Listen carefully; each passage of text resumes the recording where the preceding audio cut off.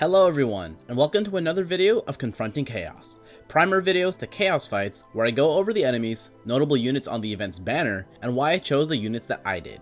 In this video, I'll be going over the Ultimate Odin Summon Event Chaos fight, so let's get started. This fight is one wave directly against the big man on the big six-legged horse. He's weak to holy and tough to magic. He has two main gimmicks, instant breaks and instant kills, pretty standard for Odin. His recast ability is the classic Zantetsuken, which does one brave hit, but if it breaks someone or they're already broken, they're instantly dead, bypassing any forms of last stand as well. After using Zantetsuken the second time, he'll grant himself Mounted Unity, an aura effect that saps the party and has him counter all moves with brave hits. This can be removed by launching him, so it's pretty important to do so as soon as you can. Besides that, he also has Gungnir, his other group attack, which drops the whole party to 1 bravery and applies a 2-turn Doom debuff, instantly breaking you after 2 actions. Besides that, however, his moveset actually isn't super complicated. He's just pretty strong and can quickly gain a lot of bravery and will try to kill you whenever possible. With the enemies covered, I'll quickly go over the noteworthy units you can pull for this event. Noctis gets a rework along with his new weapons for this event. His skill 1 is changed to have another single target hit and another group hit, as well as dealing 50% splashed HP damage. The plus form also adds Armiger, making it easier to maintain and also doesn't add to turn count. Warp Strike similarly gains more hits, overflow, and the plus version also does not add to turn count. His HP 2 plus is improved, making it even more effective, and it should also be mentioned that his follow-up attack is improved with more hits, brave gain based on attack, and overflow. His LD grants him Steel Pirouette, 8 group hits that deal total HP damage.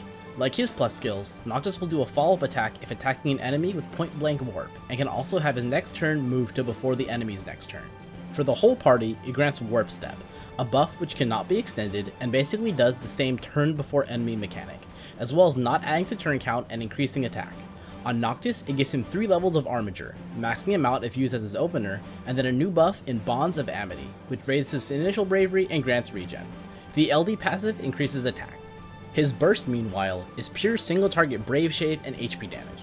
The burst effect, however, has him do a follow-up attack after any unit's main action while it's active, so not including launch moves or counters. This does include himself, and it does function during another unit's burst phase, so if you use a friend Noctis with burst, you'd want to use theirs first and then go into your own. But do note that like all burst effects, 2 from the same unit will not stack, so you'll only get follow-ups from the second burst Noctis. If you're a new player, then to build up Noctis, you pulled on the Ultimate Odin 1 banner, which included his EX, Paladin Cecil, and Fang. Paladin Cecil is a solid aura-based support, meaning he provides his buffs and benefits to the whole party with effects attached to buffs that sit above his head, not the rest of the party.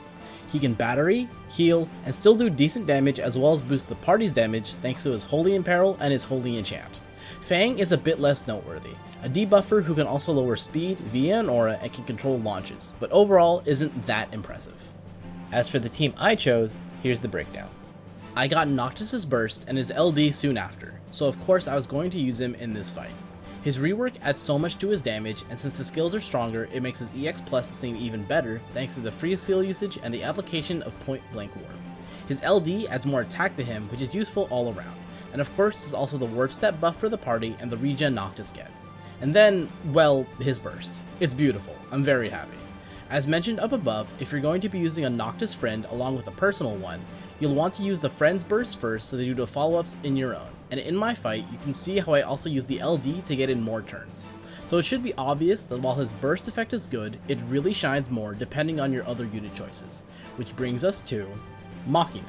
He was chosen because he naturally has higher than normal turn rate as well as instant turn rate, meaning Noctis is able to get in more follow-ups since the burst effect only lasts for 3 turns and only counts down on Noctis' real turns.